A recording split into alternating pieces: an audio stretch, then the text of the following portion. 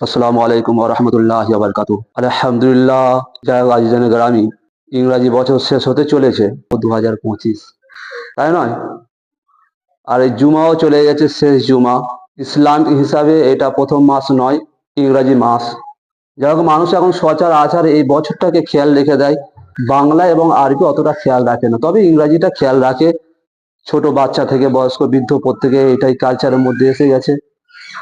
যাক, নতুন বছর আবার আসবে, নতুন জীবনে আবার পদার্পণ করব, নতুন বছরের নতুন উমর, নিজেদের বছরে আমরা আবার পা রাখবো। কেউ 20 ছিল, কেউ 21 হবে, কেউ 13 ছিল, কেউ 14 হবে, কেউ 60 ছিল, কেউ 61 হবে। এমন অবস্থায় কারো হয়তো এই বছর মৃত্যু হবে, সামনের বছর দাফন হবে, তাই কিনা? অনেকে জেগে থাকে যে 2000 বোম ফাটাবো, নানা রকম বাজি কিনে রেখে দেয়। বলার কারণ হচ্ছে এটাই, যেমন বছর কেটে যাচ্ছে, আমাদের বয়সও কেটে যাচ্ছে, নতুন বয়সে আমরা পা রাখছি, নতুন বছরে আমরা পা রাখবো। সেই রকম আমরা নতুন বয়সে আমাদের যে উমর আল্লাহ পাক নির্দিষ্ট করে দিয়েছে, সময়কে নির্দিষ্ট করে দিয়েছে, আমরা প্রত্যেকে জানি যখন মৃত্যু আল্লাহ পাক লিখে রেখেছে তখন মৃত্যু হবে, তার 1 সেকেন্ড এপারে নয়, 1 সেকেন্ড ওপারে নয়। চাই অ্যাক্সিডেন্টে হোক, চাই সে কোনো দুর্ঘটনায় হোক, চাই অসুস্থ অবস্থায় হাসপাতালে হোক, যেমন হোক না কেন, প্রত্যেকের মৃত্যুর স্বাদ গ্রহণ করতে হবে ওই টাইমটা, যে টাইমটা আল্লাহ পাক আমাদের জন্য নির্ধারিত করে দিয়েছে। বলার কারণ হচ্ছে এটাই যে আমরা আমাদের জীবনে যে বছরটা কাটিয়ে দিয়েছি, যে 19 হোক, চাই 20 হোক, চাই 60 হোক, চাই 45 হোক, 50 হোক, যে বয়সটা আমরা কাটিয়ে দিচ্ছি, পিছনে ফেলে দিয়েছি, নতুন জীবনে পা দিচ্ছি, নতুন উমরে পা দিচ্ছি, নতুন বয়সে পা দিচ্ছি, যে সেদিকে আমাদের খেয়াল রাখতে হবে। কারণ যা কেটে গেছে বাদ দেন, যেটা সামনে আসছে সেটা খেয়াল করতে হবে। ইসলামিয়া সময় তো অনেক কাটিয়ে দিয়েছি, অনেক কর্মের মধ্যে, অনেক ফুর্তি আনন্দের মধ্যে, কিন্তু আমাদের একটা সময় আসবে যে সময়ের মধ্যে আমাদের চিন্তা মাথায় ঢুকে যাবে, সেই চিন্তা বার হবে না। যে সময়টা আসবে সে সময় যদি আমরা ইবাদত করতে চাই, ইবাদত করতে পারবো না। এমন একটা সময় আসবে আমরা হয়তো বিছানায় পড়ে যাব, সেই বিছানায় শুয়ে শুয়ে আমরা আল্লাহকে ডাকবো, আল্লাহ তোমার রাজি করতে চাই, ইবাদত করতে চাই, নামাজ পড়তে চাই, কিন্তু সেদিন আমরা পারবো না। একটা কথা, দাঁত থাকতে দাঁতের মর্ম তারাই বোঝে, যাদের দাঁত চলে যায় তারা মর্মই বুঝতে পারে যে দাঁত ছিল একটা সময়, আমরা গোস্ত ভালোভাবে খেয়েছি, শক্ত জিনিস ভালোভাবে চিবিয়েছি, পাথরকে চিবিয়ে আমরা চুন করে ফেলেছি, কিন্তু ব্রাদার যখন তার দাঁত চলে যায় তখন সে বুঝতে পারে যে না, সেই অবস্থায় যদি আমি কিছু খেয়ে নিতাম, শক্ত জিনিসগুলো হোক, চাই ভালো ফল হোক, চাই মাছ মাংস হোক, খেয়ে নিলে আমার ভালো হতো। কিন্তু যখন দাঁত চলে যায় তখন কিন্তু খেলে অতটা টেস্ট পাওয়া যায় না। পাওয়া যায় কি? দাঁত না থাকলে কেউ যদি আপনার থেতো করে দেয় বা কেটে টুকরো করে দেয়, আপনি খাবেন, কিন্তু আপনার সেই মজাটা আসবে না। দাঁত থাকলে যে মজাটা আসে, ওইভাবে আজজানে গ্রামী জোয়ান অবস্থায়, সময় থাকতে, সেই সময় অবস্থায়, যে সময়ে আপনি তন্দুরুস্ত রয়েছেন, শক্তিশালী রয়েছেন, আপনার বল শক্তি রয়েছেন, আপনি যে কর্মটা আল্লাহ পাক আপনাকে নির্দিষ্ট করেছে সেই কর্ম যতটা মজা পাবেন, আপনি কিন্তু বয়সকালে অতটা মজা পাবেন না। এখন আপনি হয়তো বুঝতে পারছেন না, এখন সময়টা বিতে দিচ্ছেন, কাটিয়ে দিচ্ছি, কিন্তু ওই সময়টা যখন আপনার চলে আসবে আপনি বুঝতে পারবেন যে না, তখনকে যে ইবাদতের মজাটা পাচ্ছিলাম এখন সেটা কিন্তু আমি পাচ্ছি না। ব্রাদার মিল্লাত ইসলামিয়া, তাই আমি প্রত্যেককে বলবো, সময় তো আমরা অনেকে কাটিয়ে দিয়েছি, অনেক জায়গায় ব্যতিব্যস্ত করে দিয়েছি, কিন্তু সেই ব্যতিব্যস্তকে আমরা বাদ দিয়ে আবার নতুন যখন সময় আসছে, সেই নতুনকে আবার নতুন ভাবে আমরা সাজাবো। আজিজানে গ্রামী, দাউদ শরীফের মধ্যে এসেছে, হযরতে আবু যর রাদিয়াল্লাহু তাআলা আনহু তিনি বয়ান করছেন যে রাসূল পাক সাল্লাল্লাহু তাআলা আলাইহি ওয়াসাল্লাম আমাদের কাছে উপস্থিত হলেন। আমরা সাহাবা কারাম বসে রয়েছি এক জায়গায়, কথা বা কথম হচ্ছে, আলোচনা হচ্ছে। রাসূল পাক সাল্লাল্লাহু তাআলা আলাইহি ওয়াসাল্লাম আমাদের বিচখানে উপস্থিত হলেন।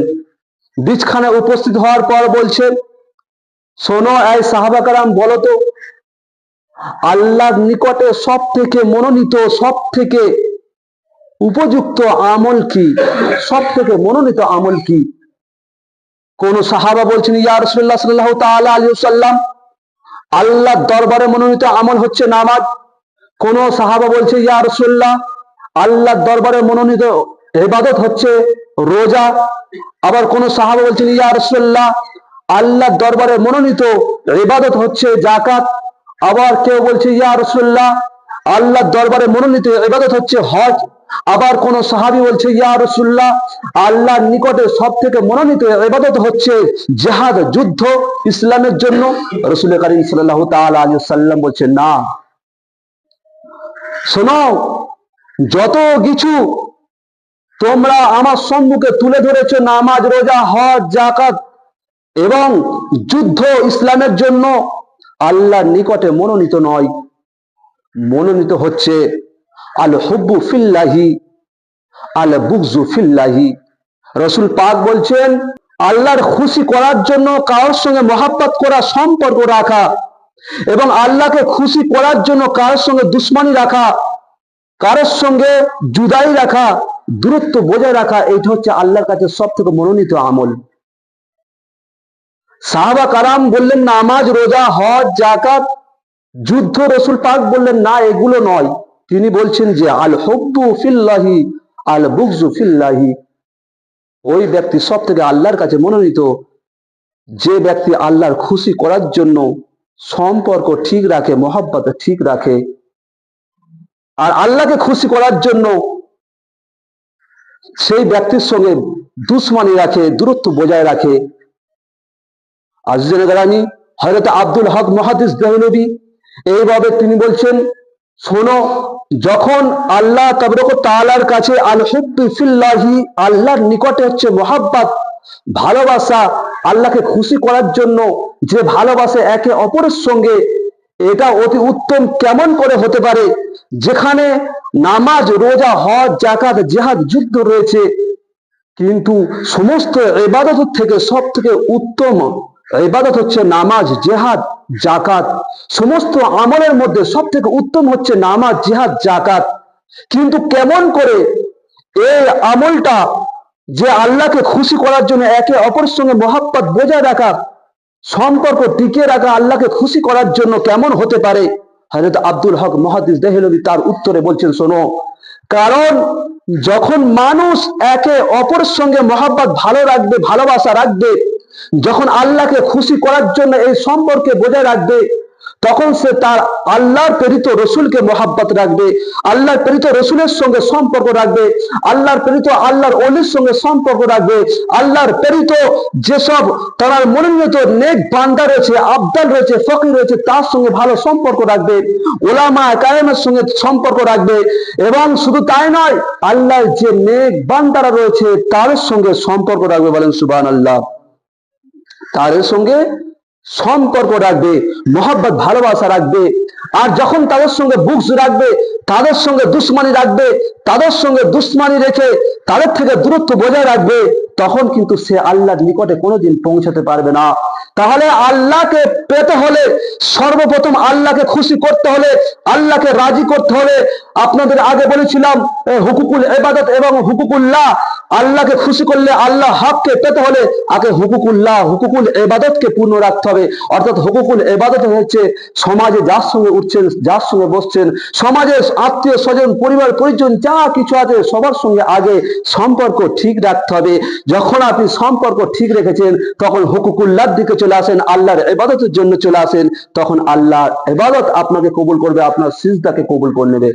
ব্রাদার বিল্লাত ইসলামিয়া, হযরত আব্দুল হক মুহাদ্দিস দেহলভী রাহমাতুল্লাহ আলাইহি তিনি বলছে, শোনো, আল্লাহ তাবারক ওয়া তাআলা যখন মহব্বত, ভালোবাসাকে গ্রহণযোগ্য করেছেন, রাসূল পাক সাল্লাল্লাহু তাআলা আলাইহি ওয়াসাল্লাম যখন বলেছে যে আল্লাহকে খুশি করার জন্য নামাজ, রোজা, দেখেন সমস্ত আমলের থেকে উত্তম হচ্ছে নামাজ, রোজা, যাকাত, জিহাদ, যুদ্ধ ইসলামের জন্য। কিন্তু আল্লাহ রসুল বলছেন না, সম্পর্ক আগে ঠিক রাখতে হবে, দুশ্মনী রাখলে হবে না আল্লাহর খুশির জন্য। যে নবীদের দুশ্মন, যে ওলিদের দুশ্মন, যে ওলামা কারামদের দুশ্মন, যে আল্লাহর নেক বান্দাদের দুশ্মন, যে আবদালের দুশ্মন, যে ফকিরদের সঙ্গে দুশ্মন, আল্লাহ পাক তাদের প্রতি গজব নাজিল করে। এবং তার সঙ্গে যে ব্যক্তি দুশ্মনী রেখে দেয়, যে আল্লাহ রসুলকে, আল্লাহর নবীদের, আল্লাহর ওলিদের, ওলামা কারামদের, নেক বান্দাদের সঙ্গে দুশ্মনী করে, সেই ব্যক্তি আল্লাহর কাছে কোনোদিন মনোনীত হবে না। তখন মনোনীত হবে আল্লাহকে খুশি করার জন্য যে আল্লাহর পয়গম্বরের সঙ্গে দুশ্মনী রাখে, ওলিদের সঙ্গে দুশ্মনী রাখে, ওলামা কারামদের সঙ্গে দুশ্মনী রাখে, নেক বান্দাদের সঙ্গে দুশ্মনী রাখে, তার সঙ্গে যদি দুশ্মনী রাখে, তখন সে আল্লাহর মনোনীত হবে। তাহলে আল্লাহর জন্য খুশি করার জন্য মানুষের সঙ্গে মহব্বত ভালোবাসা রাখতে হবে।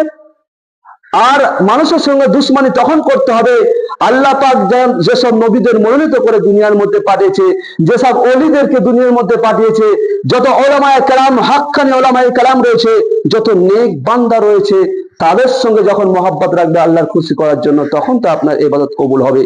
ব্রাদার বিল্লাত ইসলামিয়া মুসলিম শরীফের মধ্যে এসেছে, হযরত আবু হুরায়রা রাদিয়াল্লাহু তাআলা আনহু বলেন যে আল্লাহ তাবারক ওয়া তাআলা ওই ব্যক্তির আমল কবুল করে। রাসূল পাক সাল্লাল্লাহু তাআলা আলাইহি ওয়াসাল্লাম বলেন যে সপ্তাহের মধ্যে সোমবার এবং বৃহস্পতিবার আল্লাহ তাবারক ওয়া তাআলার দরবারে ফেরেশতা মণ্ডলী কি করে, সমস্ত মানুষ যারা আমল করে সেই আমল আল্লাহর দরবারে পৌঁছায়। কিন্তু ওই সব ব্যক্তিদের আমল আল্লাহ দরবারে কবুল হয় না বা পৌঁছায় না যেসব ব্যক্তি একে অপরের সঙ্গে দুশ্মনী রেখে দেয়, একে অপরের সঙ্গে কেনাআত রেখে দেয়, দূরত্ব বজায় রেখে দেয়, আল্লাহ খুশি করার জন্য, আল্লাহকে পাওয়ার জন্য, খুশি করার জন্য তার সঙ্গে ঠিক সম্পর্ক রাখে না বেরাদার মিল্লাত ইসলামিয়া, সেই ব্যক্তির আমল আল্লাহ দরবারে পৌঁছায় কিন্তু কবুল হয় না। সেই আমল ঝুলতে থাকে যতক্ষণ পর্যন্ত ওই ব্যক্তি 3 দিনের বেশি হয়ে গেলে, রাসূল পাক সাল্লাল্লাহু তাআলা আলাইহি সাল্লাম বলেন কারোর সঙ্গে কোনো দুশ্মনী রাখা, কারোর সঙ্গে দূরত্ব বজায় রাখা, কারোর সঙ্গে সম্পর্ক নষ্ট রাখা 3 দিনের ঊর্ধ্বে হয়ে গেলে আপনি সালাম করবেন, সে যদি সালামের উত্তর দেয় উভয়ে সমান নেকি পেয়ে গেলে। কিন্তু যদি সালামের উত্তর না দেয় তুমি তো বেঁচে গেলে, তুমি গুনার ভাগদার হলে না।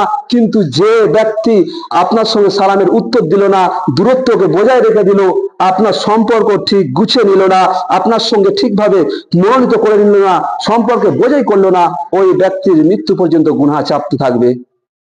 তাহলে ওই রাসূল পাক সাল্লাল্লাহু তাআলা আলাইহি সাল্লাম বলেন যখন একে অপরের সঙ্গে সম্পর্ক গড়ে যাবে, একে অপরের সঙ্গে যখন সম্পর্ক মিলে যাবে, আল্লাহ তাবারক ওয়া তাআলা যে আমল ফেরেশতা সোমবার এবং বৃহস্পতিবার নিয়ে আসে, ওই আমল তখন আল্লাহর দরবারে গ্রহণযোগ্য হয় এবং কবুল হয়। বলেন সুবহানাল্লাহ।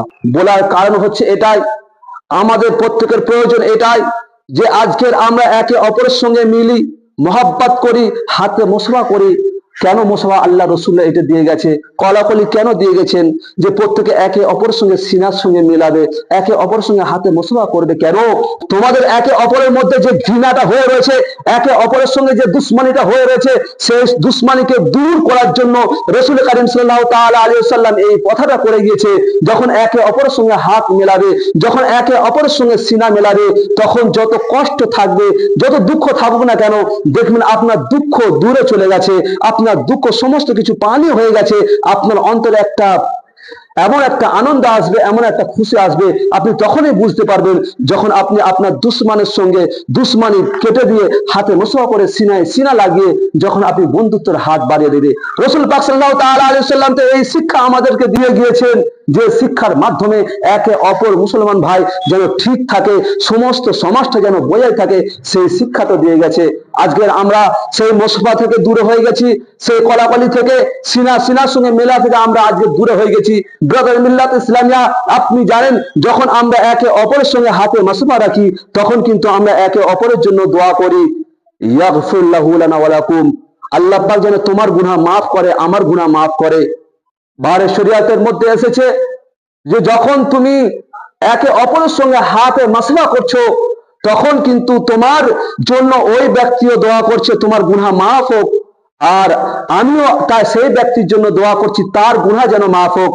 তাহলে একটা দোয়াও হলো, একে অপরের সঙ্গে সম্পর্কটা বজায় রইলো। বাহারে শরিয়াতের মধ্যে এসেছে যে ব্যক্তি যত খুশির সঙ্গে হাতে মুসওয়া রাখবে, ততই তার দিকে নেকিটা 70 ভাগের মধ্যে 3 ভাগ তার দিকে যাবে, 1 ভাগ যে কষ্টের সঙ্গে দুঃখের সঙ্গে মন খারাপ করে মুসওয়া করবে তার দিকে যাবে। তাহলে ব্রাদার মিল্লাত ইসলামিয়া, আমরা সবসময় নেকির থেকে দূর থাকি, আমরা খারাপ কাজের দিকে আগে বেরোই, কিন্তু যে কাজের মাধ্যমে আমাদের নেকি আছে, যে কাজের মাধ্যমে আমাদের উন্নত আছে, অর্থাৎ নেকি রয়েছে, নামায় আমল ভরবে, সেই কাজ থেকে আমরা দূর হয়ে যাই, সেই কাজ থেকে আমরা পিছিয়ে চলে আসছি। তাই ব্রাদার মিল্লাত ইসলামিয়া, যেমন নতুন বছর আসবে তেমন নতুন জীবন আমরা গড়ি, সেই জীবন গড়ার সঙ্গে সঙ্গে আমরা নিজেদের দুঃখ কষ্ট সবকিছু ভুলে গিয়ে একে অপরের সঙ্গে সম্পর্কটা বজায় রাখি, যে সম্পর্কের মাধ্যমে আল্লাহ খুশি হবে, আমরা গুনাহগার হব না। নাহলে আমরা নিজের গাড্ডায় নিজেই করব, নিজেই খুঁড়ে রাখছি সেই গাড্ডায় পড়ার জন্য। ব্রাদার বিল্লাত ইসলামিয়া, তাই বলি আমরা প্রত্যেকে যেন যে কষ্ট দুঃখ যা কিছু হয়েছে কেন সমস্ত কিছু ভুলে গিয়ে আমরা আবার সেই রাস্তায় ফিরি, যে রাস্তা রাসূল পাক সাল্লাল্লাহু তাআলা আলাইহি ওয়াসাল্লাম দেখে দিয়েছে, যে রাস্তার মাধ্যমে আমাদের কল্যাণ রয়েছে, যে রাস্তার মাধ্যমে আমাদের কামিয়াবি রয়েছে।